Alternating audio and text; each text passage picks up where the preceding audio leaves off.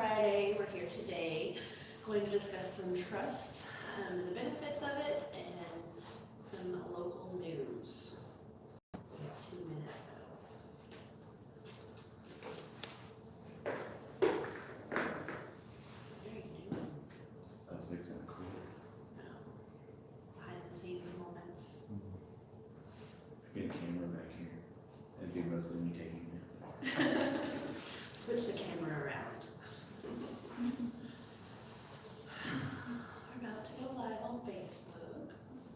Is that yours? Yes, ma'am.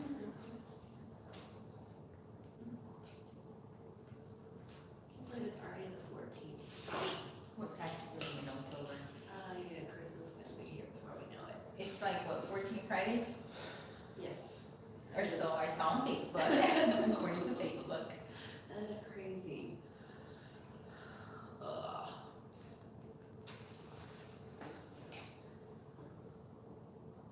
Pin drops. That's afraid of. I've popped her lips lately. Big problem. Maybe top. And it is 2 o'clock. Turn.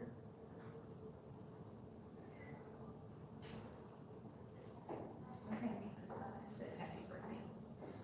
Not yet. We're going.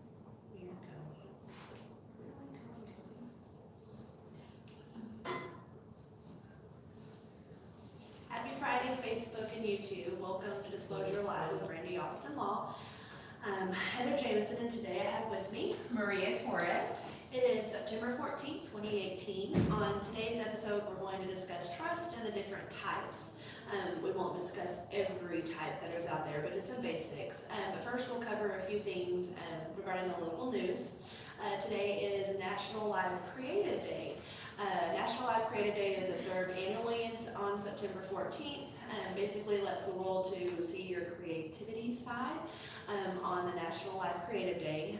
To live creative allows for the exploration and imagination, basically kind of discover and dream, so infusing creativity in our lives through a variety of media versus things such as like paintings and graphic art and music and gardening and everything basically to kind of impact our lives on a positive note. So by expressing our passions and living creative lives, we experience the world stepping into the live creative world. Basically includes a boundless sense of freedom. So get out there and be creative today. And today is also National Creamfield Donut Day. So National Creamfield Donut Day is held annually on September 14th to recognize one of our favorite foods, whether you enjoy vanilla, chocolate, or any other flavor. Any other flavor to satisfy your sweet tooth.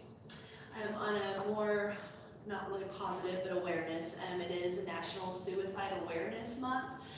Basically, September is not only known as National Suicide Awareness Month, but it's also Suicide Prevention Month. Therefore, this month brings awareness to the topic that a lot of people do not like to discuss. For some reason, I get those topics all the time with my field. Everyone is basically affected by suicide. It's not just the victim. Suicide does impact the family and friends long after the loss of a loved one. On average, and this is kind of the sad part, on average, one person commits suicide every 16.2 minutes. 2/3 of the people who commit suicide suffer from depression. Basically, the mental health of not just yourself, but your loved ones as well can never be taken or not be taken too seriously. Whether the weight of a long-term struggle or a crisis weighs you down, allow friends, family, or profession to kind of lighten the burden by finding support. There is no shame in seeking help. That's one of the biggest things, especially dealing with elderly. It's very common for elderly as well too. Everybody thinks that it's either young people or people kind of getting divorced, but it's an epidemic that kind of reaches across any and all ages. So just be aware, look out for the signs and stuff, and definitely kind of seek advice if you need some help. So, and then on the other side of the seriousness, there will be a new Six Flags roller coaster that will loop the loop in the record book. A new ride is coming to Six Flags Over Texas next spring. Will tie a world record for the largest loop roller coaster. Six Flags spokesman Sharon Parker has set. The Lone Star Revolution will stand 100 feet tall and will seat up to 32 people. It will be installed on the side of the Cato Lake Barge. The coaster will be the same size as the Mardi Gras Hangover at Six Flags Great America in Lake County, Illinois. The ride will feature, Pendulum. pendulum, sorry, I lost my spot, I keep doing that. That will send riders through several 360-degree revolutions, sometimes briefly, stalling near the top of the loop, the park says.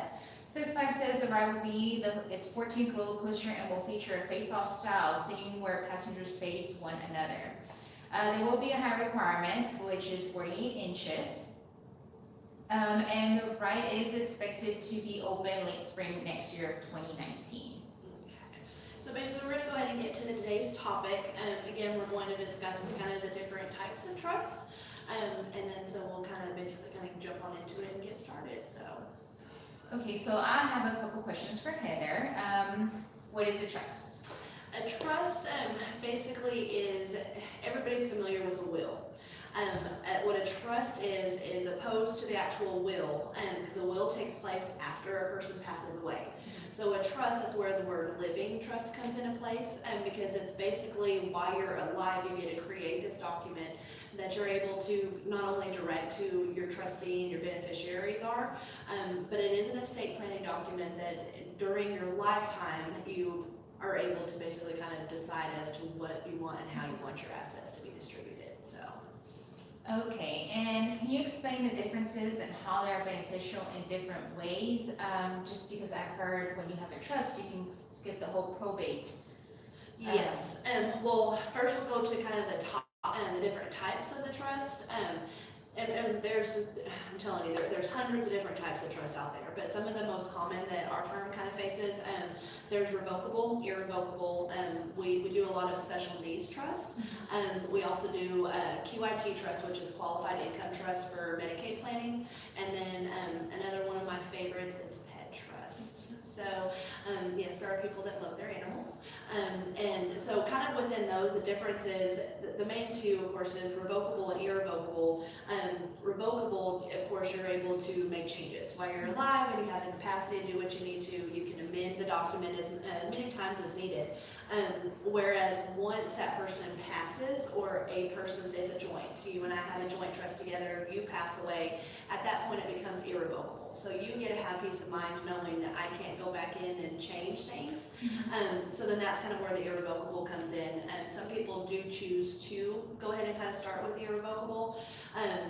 It's more so as far as for, I guess you could say, mental incapacity, because when an irrevocable form, basically the two huge differences is, say you wanted to come in and do a revocable trust. Usually a revocable, you're the trustee and you're the beneficiary. So the difference between the irrevocable is you place somebody else in charge, to where you're not paying your finances. You're the beneficiary, but not the trustee. So you're not the person basically kind of paying everything. And of course, another one of the common ones is between the special needs trust and then the QIT. QIT is kind of the same thing. It's a qualified income trust, where again somebody else is put in the capacity to be able to handle your finances. So when it comes to like Medicaid, estate planning, or even veteran type of situations, we do veteran benefits as well. It does place somebody else in charge of them. So then that way you're not the person that's kind of controlling them. The QIT, basically same thing. You know, with the Medicaid, it kind of holds it as far as somebody else maintaining the financial responsibility. And then of course the pet trust, that kind of speaks for itself. With wills, I get it a lot, and it's separate from a charitable donation. Anybody can go in and kind of leave however much, to charity. It's kind of awkward when we get those reading of the wills, basically, and they have all the heirs and the children, and then come to find out they get nothing, and the animals get everything. So it happens. You should be a better human, is what I say. But just kind of the difference. I mean, there's so many different types of trust. I mean, there's special pool trust. You can have kind of college, trust as far as for your kids' benefits. There's literally hundreds of different types of trusts, but some of the greatest things, or one of my best things about it, is if you actually have a trust, you get a bypass probate. So everything is kept, you know, quiet and in between the family, opposed to being kind of out there with the courts, and anybody can go and kind of pull those documents and see how you divided your assets. And then those people in turn get harassed because, you know, depending on how much the assets are worth. Because everyone knows. Exactly, everything at at that that point. And so a lot of times people don't like to talk about passing away in general, you know, but especially with estate planning, it's kind of difficult to kind of get people to open up and talk about their division. But the trust is the best way because, again, it stays within the family. So if that person's not a beneficiary within that trust, by law, nobody has to be disclosed, you know, how much they got, what was being received. Of course, family does talk, but at least that way there's not any strangers to kind of go in and do it, so. At the end of the day, it kind of stays within the family. Yes. So how would someone go about getting one of these trusts? That's a good question. You have to consult an attorney, contact Bernie Austin Law Firm or any other attorney. I do know a lot of the times within our field, people come in just with wills that they pull off the internet. I've had people actually try to pull trust documents off of the internet as well. Wills are a little bit different. You know, there are different things and requirements that you have to have in order for it to be a valid will.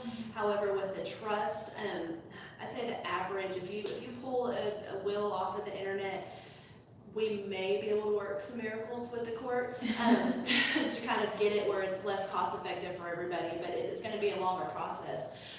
Whereas a trust, I've only honestly seen one trust that was pulled from the internet that was not contested. And contested basically means, you know, the whole reason that you do a trust is to keep it, you know, out of the court system, basically. People are going to come in and kind of contest different things, but as far as the validity of the actual trust, that's where it can get costly. Same thing as far as a probate. So again, it's always better to have an attorney definitely draft it. I know here at the firm, it's a huge binder. I'd say that it's over 300 something pages. So yes, so definitely don't try to go to the internet and kind of do it yourself, because clearly there's going to be some issues, and it's not going to be purposeful or eventful, because we're going to end up in the courts anyway. So. And how does the trust protect or help the family? Biggest thing, like I said, as far as probate, it voids it out. You have so many different things that are internally within the family, so then that way it's not part of public. Creditors are a big thing. We don't give tax advice, but we always do refer out to, you know, CPAs and different things of that nature, because there are some benefits that can kind of stem from that. But again, I mean, the biggest thing is to minimize. You know, when someone passes, it's already a difficult thing that people are kind of going through at that time. Last thing you want to have to sit there and do is, you know, a probate minimally has to be open in the state of Texas for 6 months. It's great to try to get that 6-month mark. However, majority of probates, they can go a year, 2 years. I've had some go 7, fighting over a spoon, literally a silver spoon. So with having a trust, it minimizes everything. It kind of keeps it in, and people always kind of work together a little bit more when it comes to trust, because again, it's that person's wishes. And a lot of people think that when it's with the court system that they instantly can go and contest it, and everybody gets all these different attorneys, and it can get really hairy. So I do always say, just to, you know, definitely, I know our firm offers, you know, a free 30-minute consultation to kind of go over the estate plan. Trusts aren't for everybody. Same thing as far as a will might not be for everybody. If you do estate planning and come in and kind of consult with an attorney and they go over the assets, there's other avenues that we can take to kind of keep it out of probate if it's a small estate. So that's kind of what that consult is for, is just to kind of, I guess, guide and direct what the best avenue would be for your family. So we definitely would love to kind of get to know everybody and have them come and pick out your plan for you to see if the trust would work best for your family or not. So, any other questions or anything? Looks like that's all the questions I'm gonna have for today. Okay. Well, definitely thank you for tuning in with us, and happy Friday. That's basically our show for today, September 14th, 2018. We're so glad that you joined us. Disclosure Live with Brandy Austin Law. Please enjoy your weekend. Don't forget to subscribe to our YouTube channel. Leave us any comments or questions. We will definitely definitely see you next week. I'm Heather Jameson, and I'm with Maria Torres. Happy Friday, and thank you for watching, everybody.